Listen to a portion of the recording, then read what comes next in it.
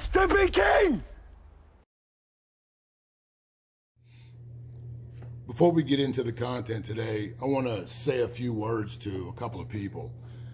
I've said many times that the best reward that I get from doing this work on this channel is hearing about the success of the men and the young men who listen to this channel. Every now and then, one of those men will go above and beyond and share his experience with me. And even less frequent, I'll receive a package from someone with a gift that's always heartfelt. About a month or so ago, I received a package at my gym from Bo Pelot. I hope I'm saying this name correctly. Bo sent me this book along with a handwritten note about the influence that I've had on his walk, and he thanked me for the content that I shared. Bo, just wanted to let you know this means a lot, brother. This is the type of reward that lets me know that what I'm doing here isn't in vain. And like my man Two Wheels Forever, my man Wayne, a couple of other people who I've kept in contact with over the years, those messages, those gestures are the thing that keep my backbone strong, keep me stepping forward when it feels like I'm screaming into a storm. Next, I want to give a congratulations to one of the very few women who make up the population here. Miss Sandra is one of the very few women who has engaged in the content here and has brought her concerns and asked questions, asked my opinion about things. And while my opinion, my view hasn't been comfortable, it wasn't one of you go girl. She took the punches, she took the advice, and she kept her walk. She kept her walk, she kept true to her faith. And she recently shared that she met someone that's a God-fearing man who can see through the muddy water and can see her soul. Miss Sandra, I'm happy for you. And I want to thank you for giving me the opportunity to have a step in your journey. I encourage you to keep your walk, keep your faith, and keep yourself in the mindset that brought you to this man. Very often when we get what we ask for, the old person will sabotage that. We often fall back on the thing that we know the most. Just like in fighting, you don't fight what you think you're going to do. You're going to fall back upon your highest level of training or the what you've done the most. And so when you're trying to change your life, it isn't a quick fix. It doesn't get solved through another person. The person is merely a marker. It's a marker to let you know that you're on the right path. And don't fuck that up. Now, I want to get into the topic today. I don't watch much other manosphere content. And so I don't spend any time watching any of this garbage, and I damn sure don't spend any time watching feminine content. I made a video a while back about the Pearly Things phenomena, and I'll say it again like I said it then. I don't care about anything that girl says. I don't care about what any woman says about anything that I'm doing in my life unless she's going to help me make a perfect sandwich or teach me how to make lasagna better or something like that. I have no need for female advice on anything. I don't listen to women for anything that pertains to being a man. And so with that said, I don't watch Pearly Things content. I think that her rise to popularity in a space that's supposed to be for men is very telling about the type of men who make up the base of what the manosphere is. I've spoken about that on the red pill rage, about how all of these red pill talking points are creating these aggressive men and young boys who are victims of the projection of their master. You got Homo Tomasi and his group of 30s and 40 somethings that are grouped together talking about their losses and looking outside the window as everyone else plays, and they all preach the same gospel. You've got all the different pill guys doing the stuff, and then Pearl comes along and takes the Kevin Samuels model, throws her daddy's money behind it, and does it better than Kevin did it. Now, I can appreciate all that. Like I said in that video, I'm not knocking the hustler, because what she's done is she took what was working and she just did what worked. She took basically Kevin Samuels' population. She catered basically to the black voice, the black perspective. She surrounded herself with black people, gave a bunch of black people jobs, all of these wonderful things. But the fact that she's in the manosphere space, the fact that there's so many males that are tuned into her channel listening to this, again, it is indicative of where we are as a society. Men should be coming to the manosphere space to learn how to be men, not listen to what women want, not listen to what women think. So that phenomenon itself, to me, has always been laughable. I don't think that girls belong in the Boy Scouts. And so the fact that she's been embraced and applauded the way she has, to me, is hilarious. But this latest thing, this latest fiasco, she got her black card pulled, I guess. There are several people that are going at her, including one that I recently saw was spending a lot of time with her. Mediocre tutorial reviews or whatever his name is, and then the race baiter in the, I guess he's the gatekeeper for the black manosphere, O'Shea Duke. These guys have made multiple videos going at this girl about what she didn't do and who she hangs around with and what she should have done and how they feel about it. And it's really a bunch of vaginal, just a vaginal race baiting, especially from MTR. I was kind of surprised to see this, but I only saw all of this because O'Shea has gone after Black Conservative Perspective, who I tune in from time to time because he makes me laugh with his repetitive view on things. But I saw that the worlds have collided. Pearl was raised up as the great white queen in the black manosphere, and getting the subscriber base from Samuels and all these people that were applauding her at first because she was doing and saying what they wanted. This girl is getting, you know, thrown under the bus by these people, and Black Conservative Perspective just looked at it and said he didn't think that she had anything to apologize for. I guess I'm a sellout too. I don't classify myself to any group of idiots because of the shade of my skin. But they went after him, made several videos about this dude, calling him a sellout and all of these goofy, racist talking points because he thought that Pearl had nothing to apologize for having Nick Fuentes on her show.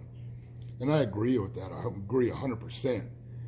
You see, I'm 52 years old, and in my lifetime, I have experienced racism. I've said this many times in my videos. I've had teachers call me nigger when I was a young dude. I've experienced this. I was in a place where there wasn't a whole lot of people of color, and this was a while back. Things were drastically different. But those type of experiences don't really happen anymore. And if they do, it's because the kid that's called that name was most likely acting like one. And so when I look at how much America has changed, the progress that we've made, it's asinine when I listen to these people that haven't had the same experience, that have only been the victim of their character, not their color. To blame their color for it is hilarious. When you walk around with your pants hanging down to your ankles, not speaking proper English, screaming at the top of your lungs and demanding people pay attention to you, that's not your color, that's your class. And these people that act this way are surprised when people call them out. But as I've gotten older, I realized that what I used to believe my grandmother was, she was just a self-hating black woman. But she had more respect for herself than the people who were teaching us anything else, because she understood that what's propagated, what's taught by the dummies in every race is this loser mentality. She didn't believe it. She didn't teach it. She didn't buy it. And she didn't subscribe to this view of the world. And so I've grown up to think for myself. I look at this Nick Fuentes situation and the idea that this guy is supposedly a white supremacist or whatever it is, or he's a racist, whatever. To me, this is the beauty of it. So what if he is? In my lifetime, I've listened to more black racism than I have heard from white folks being racist. Prejudice is one thing. It's not the same thing. Looking at somebody and judging their character by what you can see, prejudging them, is what we do to stay alive as human beings. That is a natural thing that humans do. That's innate for every culture, every color, every kind of person. That's awareness. That's situational awareness. That's identifying threat from friend.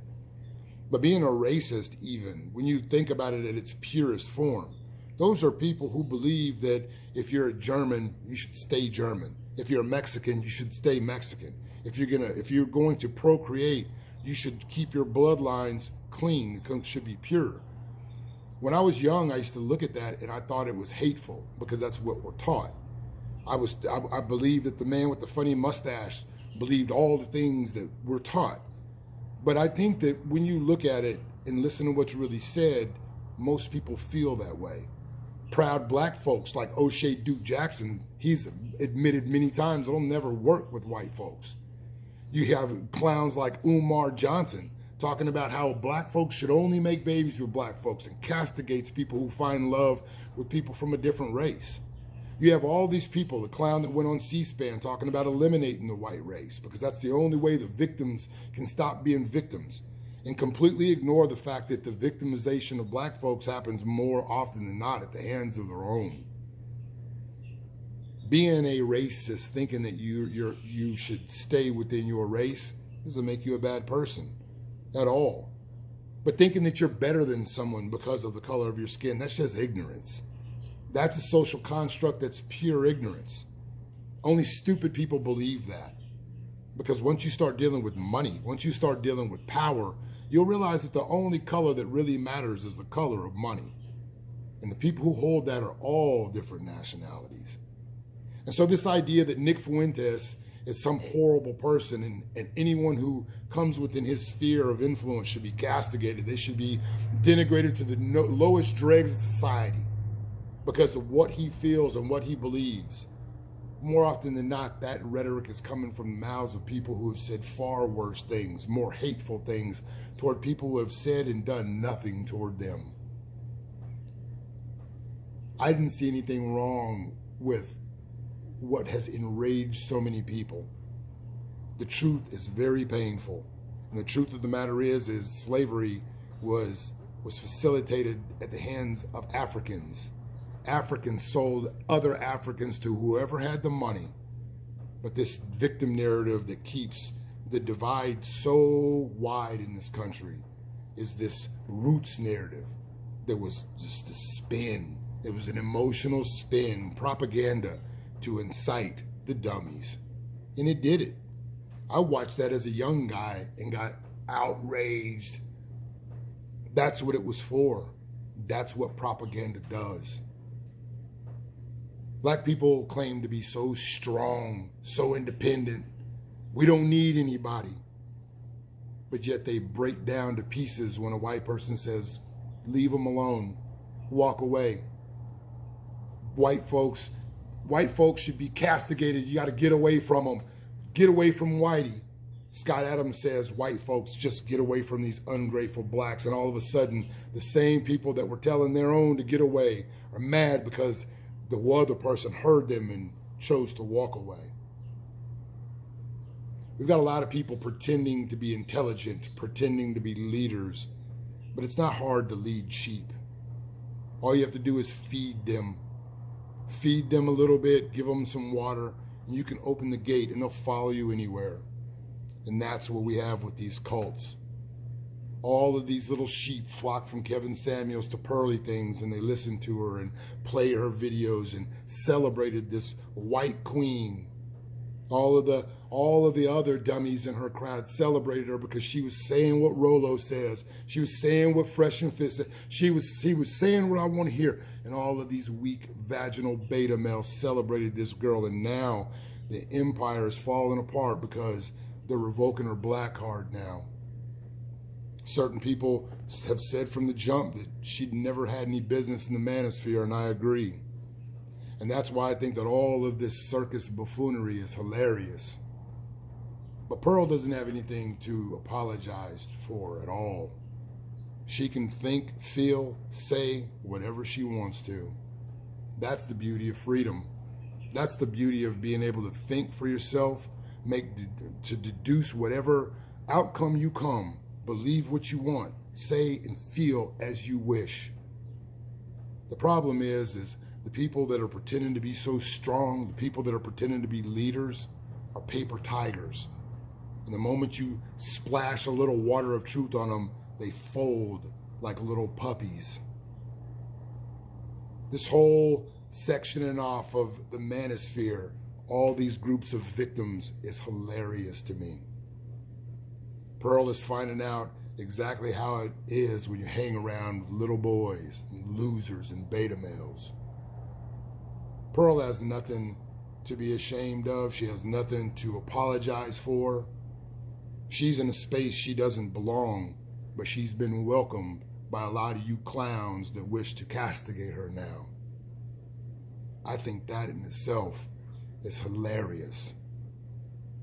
Get the girls out of the Boy Scouts. But more than that, you need to ask yourself, what is it that you gain? How have you grown as a man? How have you become a better man after spending hours watching these different factions collide together? How is that furthering your life? Why are you wasting your time watching this shit? That's the question. That's the real question.